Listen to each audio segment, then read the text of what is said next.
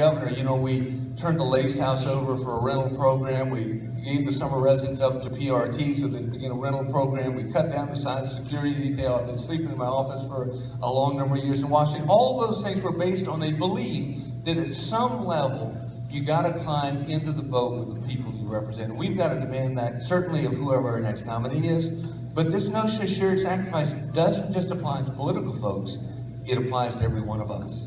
For us to get out of the pickle that we have found ourselves in on a whole range of fronts, it's going to require not the normal political convention, which is cut their stuff, but not any of mine, fix their stuff, but not any of mine.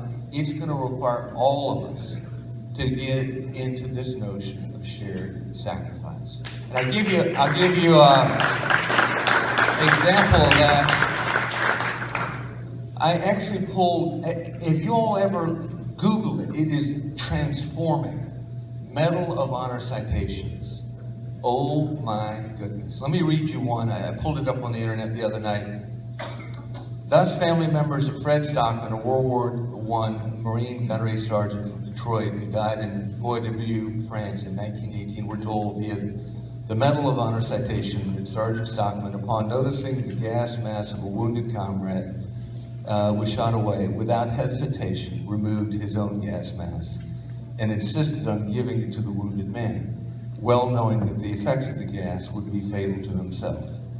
He continued with undaunted courage and valor to direct and assist in the evacuation of the wounded until he himself collapsed from the effects of the gas, dying as a result a few days thereafter. Not any one of us would be required to give up our gas masks. Not any one of us will be required to do what the Founding Fathers did in pledging their lives and their fortunes and their sacred honors. But again, going forward, as we go through the process of selecting a nominee, it's going to be important that all of us think about this notion of shared sacrifice. I would secondly say it's going to be important that we insist upon real leadership.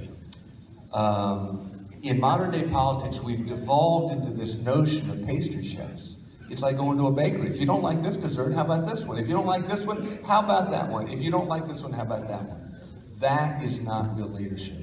It's going to be important that we demand of whoever our nominee is that they really lead. That's more the Lincoln model. It's more the country doctor model, where they say, this medicine isn't going to taste particularly good, but it may be what's required to get us out of the spot that we find ourselves in this particular tipping point in time. And lastly, I would say simply this. It's going to be really important that we demand of whoever our nominee is and those in elected positions of office that they stay true to the vision of the Republican Party. I think that when you think about this notion of vision, the Bible says that without vision the people perish. And you think about the great brands across time, you may agree or disagree with the Boy Scouts, but you know what they're about. You may agree or disagree with the Marine Corps, but you know what they're about. You may agree or disagree with FedEx, but you know what it's about. The great brands of time